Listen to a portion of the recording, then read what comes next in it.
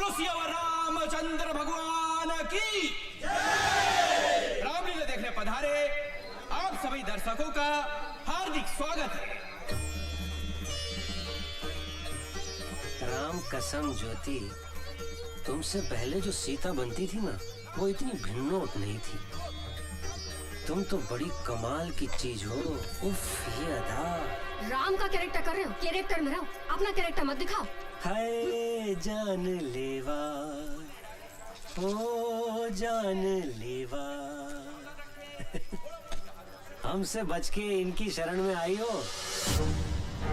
इसका तो हम ऐसा हाल करेंगे कि पूरे भोपाल में इसको शरण देने वाला कोई नहीं मिलेगा। बेटा आज तो तू आरती में खड़ा हो जा, और गारंटी के साथ कहता हूँ कि लंका तेरी जगह कोई दूसरा हनुमान ही जलाएगा। जान लेवा, हाय जान लेवा। देखा, राम का रोल कर रहा है, गुंडागर्दी करता घूम रहा है। साले का भाई एमएलए है ना, इसीलिए अकड़ता फिरता रहता है।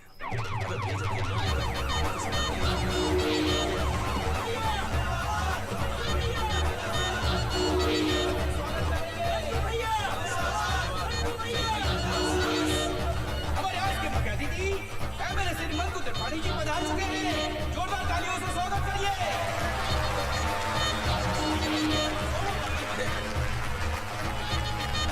मंकू भैया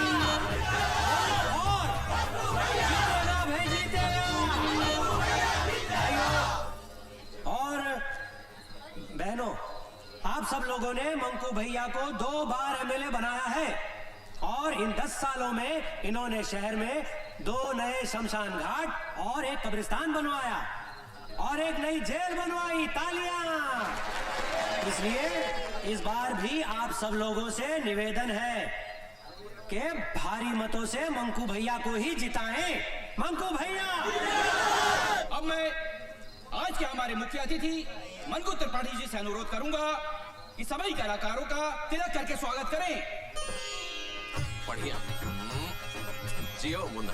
बोलो सियावर रामचंद्र की। भैया ज्योति है ये, बढ़िया। ज्योति गुप्ता फर्स्ट टाइम सीता का रोल कर रही है। ओ, मतलब हमारी वाइफ का। बहुत बढ़िया नेचर है। अच्छा, घर पे बुलाओ। लक्ष्मण है, लखेरापुरा में रहता है। ओहो। वहाँ के सारे वोटों की जिम्मेदारी इनने ली है। अच्छे से करना। भरत। ओहो। टंडन वाइन शॉप वाले का लड़का। प्रचार के आखिरी दिन 100 बोतलों का प्रोमिस है इनका। नकली शराब वाला केस खत्म हुआ पापा का? या आप थोड़ा जल्दी कर देंगे तो जल्दी छूट जाएंगे। हो जाएगा, बोलना इलेक्शन के बाद। इसका तिलक ना होगा। क्यों सब? ये वही है, सुबह जिसने कमरा देने को ना कह दी थी, मोहनलाल को कमरा दे दिया।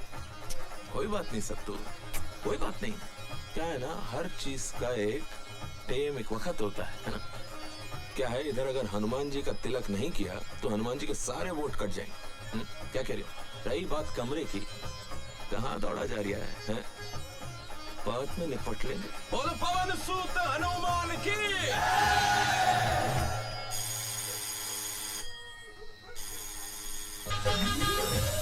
एक बात कहें भारत बाबू? बोलिए ना।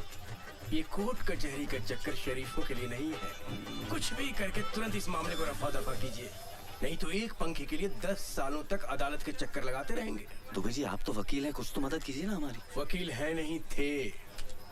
अरे हमने गलत लोगों का केस कभी लड़ा नहीं, और सही लोगों का केस कभी जिता नहीं पाए, इसलिए वकालत छोड़कर प्रॉपर्टी डीलिंग का काम शुरू कर दिया। अब तो 7 सालों से वकील का कोट खूंटी पे टंगा टंगा तार तार हो गया। दुबे जी, तुम यहाँ बैठे बतिया रहे हो और वहाँ तुम्हारी बहन सुर्पनखा की नाक कट चुकी है। अब चलो जल्दी। बड़ी जल्दी नाक कटवा ली।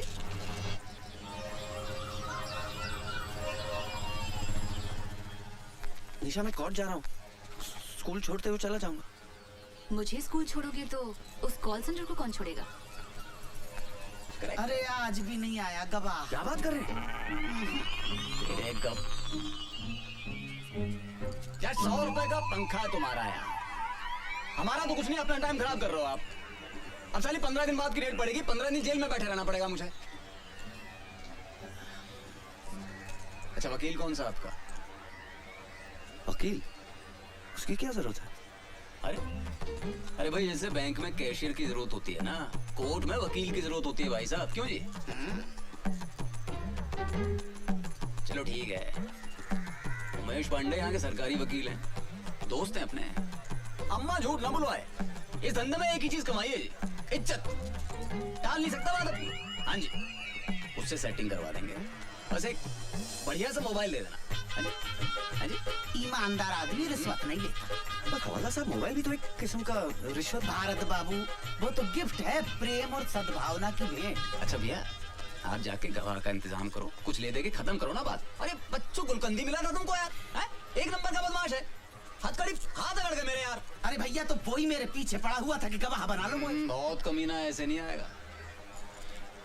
भाई साहब से बोलो, उसको सेट करेंगे। भारत बाबू, अब आपको ही बच्चू गुलकंद को पटाना पड़ेगा भैया। ये देखो, मीठा पत्ता, चूड़ा कम, कट्ठा ज्यादा, सुपारी सौंफ, ये सब डाल दिया। अब बस इसमें हमारा कूदना बाकी है। क्या बच्चों खा, आप तो नाराज हो रहे हैं। अरे 4 रुपए में आपने हमारी आधी दुकान डलवा दी, आप छुट्टी देना, वरना हम 1 रुपए वापस नहीं करेंगे। खा बताओ क्या लगाओ। नहीं, कुछ नहीं साहब, 2 दिन से वेट कर रहा हूँ, आप गवाही देने नहीं आ रहे। कौन से केस में? वो टेबल फैन वाला। अब यहाँ बैठ के चूड़ा लगाओ या आपके लिए कोर्ट के चक्कर लगाओ। बच भाई, कल अगर आप कोर्ट आ जाते तो मुझे इस समस्या से मुक्ति मिल जाएगी। वैसे भी मैं लीव विदाउट पे चल रहा हूँ। हाँ, क्यों नहीं भाईजान, हम कल ठीक 10 बजे कोर्ट पहुँच जाएंगे और आप 7 बजे आके हमारी दुकान संभाल लीजिएगा। अरे भाई, मेरे 3 बच्चे, एक के ऊपर एक के ऊपर एक दिन भी ये दुकान नहीं खुली तो उनको खाना नसीब नहीं होगा। नहीं साहब, आपकी एक दिन की नुकसान की भरपाई मैं कर दूंगा। कितना बिजनेस होता है आपका? 800 रुपए। और उसमें से प्रॉफिट? प्रॉफिट ही तो बता रही हूँ, बचत। लेकिन मेरे बैंक के सामने जो पान वाला है, उसका तो 450 रुपए होता है। हाँ, तो उससे गवाही दिलवा दो।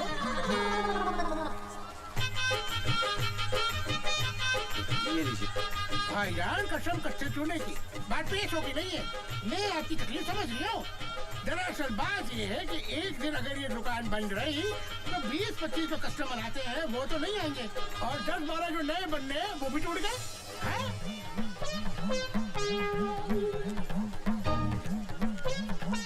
ये लीजिए 1000 रुपए।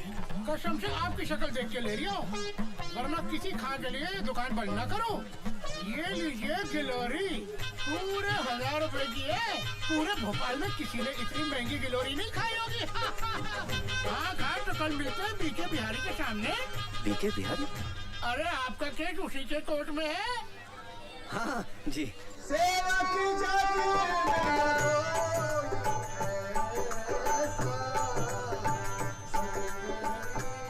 सीता मैया को लेकर आओ, दिया राम को वचन मिला।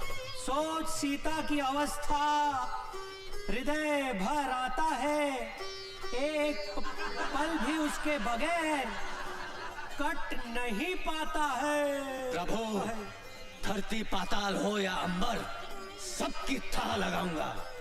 खोज सीता मैया को, अब तभी मैं वापस आऊंगा। मिल गया अगर वो अधर्मी जिसने हरा है पराई नारी को, नाम हनुमान नहीं मेरा, यदि मिटा ना दूं उस बीमारी को।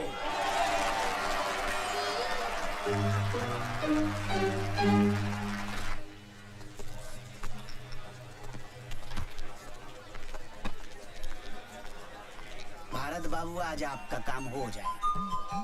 टीम पूरी हो गई है, चोर भी है, फरियादी भी है, गवाह भी है, पुलिस भी है। अरे भाई, 100 ग्राहकों के फोन आ चुके हैं। दुकान के बाहर लाइन लगी हुई है कि बच्चू भाई कब आओगे और दुकान कब खोलोगे। भाई जल्दी करो, जो करना है भाई, हमें जाना है। चलो भाई, एक बात बताइए, आपने वो पंखा मेरे घर से कैसे चुराया? देखो, जबरन वाली बात कर रहे हो आप। अरे भाई, ये सवाल तो अब जज साहब भी नहीं पूछेंगे हमसे। क्या हाल है खुशवा जी, बच्चू चुन्नू सब ठीक है? वालेकुम। रज़ाक हुसैन नाम है इनका, बलात्कार स्पेशलिस्ट। बलात्कार स्पेशलिस्ट? भाई, बलात्कार के बहुत बड़े वकील हैं ये चुटकी भर में पूरे केस को रफा दफा कर दे, चुटकी भर में। भारत बाबू, मैं पहले जिस थाने में था, वहाँ के SHO साहब ने एक महिला सब इंस्पेक्टर का रेप कर दिया। SHO साहब ने रज्जाक हुसैन के पैर पकड़ लिए, रज्जाक हुसैन ने बाइज्जत बरी करवा दिया। और जिसकी इज्जत गई, वो दूसरे दिन ड्यूटी कर रही थी। और वैसे भी एक बात बताओ साहब, बलात्कार के केस में अगर अदालत ने मुजरिम को बाइज्जत बरी कर दिया है तो इसका मतलब साफ है कि फरियादी की इज्जत लूटी ही नहीं गई। अरे ये क्या बात हुई? समझो किसी आदमी का खून हुआ है, और खून का आरोपी बाइज्जत बरी हो जाता है, तो क्या इसका मतलब है कि जिसका खून हुआ है उसका खून नहीं हुआ है, वो जिंदा है? बलात्कार के खून के केस में अंतर है भाई। क्या अंतर होता है? कुछ नहीं। जिस फरियादी की इज्जत लूटी होती है वो कुछ दिनों के बाद ड्यूटी ज्वाइन कर लेती है, और जिसका खून हुआ है वो ड्यूटी ज्वाइन नहीं कर सकता। कल फिर आना पड़ेगा। आज जज साहब ने छुट्टी कर ली है। छुट्टी कर ली मतलब? जज साहब कैसे छुट्टी ले सकते हैं? क्यों, इंसान नहीं है क्या? अरे बैंक में कैशियर अगर छुट्टी लेता है तो उसकी जगह दूसरा आदमी बैठता है कि नहीं? बैठता है, लेकिन क्या वो पंखे का सुपुर्दगीनामा दे सकता है? भैया भारत बाबू, अपनी जन्म पत्री किसी ज्योतिष को दिखाओ यार, शनि का इलाज करवाओ भैया।